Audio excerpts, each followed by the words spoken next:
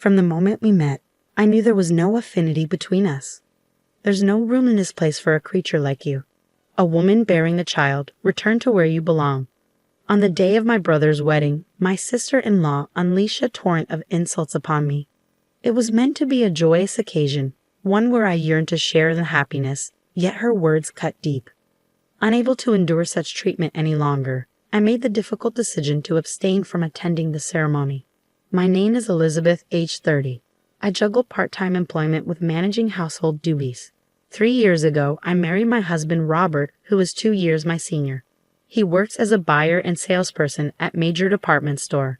Robert's fresh appearance contributes to his strong sales performance at the department store. Having always wanted children, we went through fertility treatments and were overjoyed when we finally conceived our first child. I was especially thrilled to have a child with the man I love, and I couldn't wait to share the news with him. When I told Robert, he was ecstatic. "Robert, it looks like we've been truly blessed." "Really? Does that mean?" "Yes, it's really happening. We're going to have a baby." "Seriously, I'm so overwhelmed with joy. I can't stop crying." My husband's tears mirrored my own, expressing his gratitude as he embraced me tightly. From that moment on, we eagerly anticipated the arrival of our little one, each day filled with excitement and expectation. But there was someone else eagerly awaiting the birth, my own brother Thomas. 4 years my senior, Thomas has cherished me since childhood, a bond that remains unbreakable. Even as adults, our sibling bond remains strong. He was aware of our struggles with infertility, so when I shared the news of my pregnancy, his joy matched that of my husband's, tears included. I've heard that our mother back home was so thrilled by the news that she was left utterly speechless. Whether it was my marriage or now my pregnancy, my brother has always wanted the best for me. I hold my brother in the same high regard. 2 months into my pregnancy, my brother reached out to speak with me. "What did you want to talk about, Thomas?" I asked directly, noticing his hesitant demeanor. He scratched his head nervously and replied, "Well, I'm getting married." "Married? Really, Thomas?" My brother attended an all-boys school for middle and high school, then studied at a male-dominated science department at university, so the fact that he might have a girlfriend had never crossed my mind. Despite our parents' suggestions for arranged meetings to set him up with a woman, he always declined. I think he's quite handsome, but his reserved nature in the past may have limited his chances with women. So hearing that he's getting married now is a shock I can't hide. "I imagine this is a surprise," he said. "I know it seems sudden." "Definitely. So who's the lucky woman?" "She's 3 years younger than me, so just 1 year older than you, Elizabeth. Her name is Rebecca, and we met through work." "Really? What's her connection to your job?" "Well, she's the daughter of the president of one of our business partners." "The president's daughter? That's incredible. It sounds like something straight out of a movie." I gasped in astonishment, and my brother chuckled. "You're making a big deal out of this." Even though she comes from such a background, she's putting in the work at her father's company. We're both getting older and thought it was the right time to take this step. Seeing my brother so earnest about his future warmed my heart. He, who has always hoped for my happiness, has finally found someone special to share his life with. The thought made me feel as if I were celebrating my own good fortune. A month later, my brother introduced his fiancée to us in our apartment. "Nice to meet you. I'm Rebecca, your brother's fiancée." Rebecca, my brother's fiancée, exuded elegance and sophistication, clearly embodying the image of a career-driven woman. Observing her poised demeanor, I couldn't help but feel like we came from entirely different worlds. "Nice to meet you, Rebecca. I'm Elizabeth, the younger sister," I greeted her. "Ah, the little sister," she responded, casting a quick glance over me. For a moment, it felt as though her gaze pierced right through me, though I brushed it off as mere imagination. Yet, it soon became apparent that my intuition was accurate.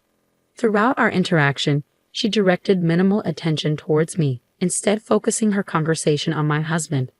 "Robert, your work as a salesperson at that esteemed department store is truly impressive," she remarked, engaging him in conversation. Caught off guard, my husband responded awkwardly, "Ah, well, thank you. I haven't had the chance to shop recently. Would you mind recommending something suitable for me next time I visit?" she inquired, her attention firmly fixed on him. "Of course, thank you. We'll be looking forward to your visit. It was evident that Rebecca treated my husband and me differently. It seemed she might be trying to flirt with my husband. Still, I didn't want to dampen the mood, especially since my brother had chosen her as his partner. Just as my brother wished for my happiness, I wanted him to find joy as well. I couldn't let something as minor as her distant demeanor towards me affect my brother's happiness. Despite my concerns, I kept quiet. From then on, Rebecca started frequenting the department store where my husband works. That day, my husband came home and let out a sigh of frustration. Rebecca stopped by my section again today. Again. She was there just yesterday too, wasn't she? Yeah, she's buying quite a bit, which is fine, but, even when I'm assisting other customers, she interrupts without any regard. It's causing inconvenience for the other sales staff as well. So it's becoming a bit of a hassle, you know. That does sound challenging. According to my husband, each time she visits, Rebecca makes purchases worth thousands of dollars. While it's beneficial for the store, my husband expressed concern. Despite her status as the president's daughter, her spending habits might raise some red flags. Several months later, the eagerly awaited day of my brother's wedding finally arrived. At that point, I was well into the later stages of my pregnancy, my belly prominently showing. It was a once-in-a-lifetime occasion for my dear brother. I was certain it would be a beautiful ceremony. I felt a rush of excitement as I left the house, adorned in a maternity party dress I had purchased specifically for this special day. The situation unfolded when I arrived at the venue and approached the reception desk. I'm Elizabeth Smith, the groom's sister, and this is my husband, Robert. When I provided my name to the receptionist, she seemed confused. Are you the groom's sister? Yes, I'm Thomas Harris's sister, I confirmed. That's odd, she responded. Then she said something unexpected. We were told that the groom's sister wouldn't be attending. What? That can't be right. I'm his sister. Of course I'm here. Well, we were informed that the groom's sister had other commitments and wouldn't be coming. Hold on, there must be some mistake. My husband and I were both planning to attend. Mr. Smith is listed as a guest and is confirmed. The cancellation only applies to you, sister. Huh. I found myself at a loss for words, stunned by this unexpected twist. Turning to the receptionist, my husband inquired, "Who informed you that my wife wouldn't be attending?" "It was the bride," came the reply. "Rebecca," my husband questioned, a hint of suspicion creeping into his voice. As he sensed something amiss, his expression hardened. "Could you please fetch Rebecca?" he requested firmly. Shortly after, Rebecca and a woman who appeared to be her mother approached us, confirming the unsettling truth. I confronted Rebecca directly. "Rebecca, what's going on? Am I marked as absent?" "Well, it seems that's the situation," she responded nonchalantly. "Wait just a minute. I never once indicated that I wouldn't be attending," I protested, incredulous. With a sneer, she retorted, "Your presence is of no concern to me. Elizabeth isn't coming because you're nothing but trouble. Understand?" "Huh? What are you talking about? Let's be clear from the start. I've never cared for you. You parade around as if you're superior just because you have a decent-looking husband and brother. From the moment we met, I've despised you. Your plain appearance doesn't match your lofty name, Elizabeth. You're nothing but an obstacle to my happiness, guide." I had sensed her coolness towards me, but I never anticipated such deep-seated hatred. Stunned, I struggled to find my voice. She glared down at me, her words cutting like ice. "Didn't I make myself clear? You're nothing but trouble. There's no room here for a pregnant eyesore like you, so leave." I stood speechless, but the shock didn't end there. To my astonishment, even her mother began spewing venomous words that I found hard to believe. "Rebecca is right. Having someone as unattractive as you at Rebecca's wedding is a hassle. It's unfortunate enough for Rebecca to be associated with you." Rebecca turned to me, my face pale, and continued, "Leave now. You're just getting in the way. You're an eyesore, an ugly pregnant woman." In that moment, the anger I had been suppressing surged within me. Just as I was about to respond, my husband intervened. "How dare you speak to my wife like that? I never imagined Rebecca could be so disrespectful." "Let's go home, Robert. It's not worth it," I said. "Are you sure?" "I don't want to stay here any longer. Let's go," I insisted, tugging my husband's arm as we made our exit from the venue. Good riddance, came the parting shot from Rebecca and her mother, their insults trailing behind us. A few hours later, my brother hurried to our home, his expression weighted with regret. Elizabeth, Robert, I'm truly sorry for Rebecca's behavior, he'd apologized. It's not your fault, Thomas. How did the rest of the wedding unfold? I inquired. I decided to ask the guests to leave midway through. I couldn't bear to continue the ceremony after what happened to my dear sister. That was a wise decision. But why did Rebecca harbor such animosity towards me? Well, I was taken aback when I heard what happened too. Huh, I responded, unsure of where he was going with this. My brother spoke in a hushed tone. It appears Rebecca has been jealous of you, Elizabeth. Jealous. We've always been close as siblings, right? Plus, Robert is quite attractive, and seeing you so happy and expecting a child seemed to bother her. Why would that be a problem? She was making extravagant purchases at my husband's department store because she finds him attractive. I was speechless at the absurdity of it all, I said, incredulous. Though my brother seemed concerned about me, he went on with the story. Rebecca was upset that your pregnancy would draw more attention to you than to her on her wedding day. She couldn't bear the thought of guests coming up to you and asking questions like, "How far along are you?" or telling you, "You look so happy." I can't believe she would react that way, over such a trivial matter. It seems my brother, consumed by his work, had entrusted all the wedding planning to Rebecca. Whenever he tried to offer input, he was shut down with, "The bride is the focus of the day," leaving him unable to intervene. As a result, he was unaware that she had decided unilaterally to exclude me from the event. "I'm deeply sorry that my decisions have hurt you," my brother said, bowing his head in apology. The following day, my mother asked us to come home, so my husband and I hurried back. When we arrived, Rebecca's father was already there, his face flushed with anger, and Rebecca and her mother trailing behind him. He appeared quite serious. "Rebecca, don't you have something to say to Elizabeth?" he asked sternly. When prompted by her father, Rebecca clicked her tongue and erupted in protest. "Why should I apologize? I was the center of attention at the wedding. When will you stop this nonsense?" Her mother quickly backed her up, agreeing with Rebecca's outburst. "Exactly.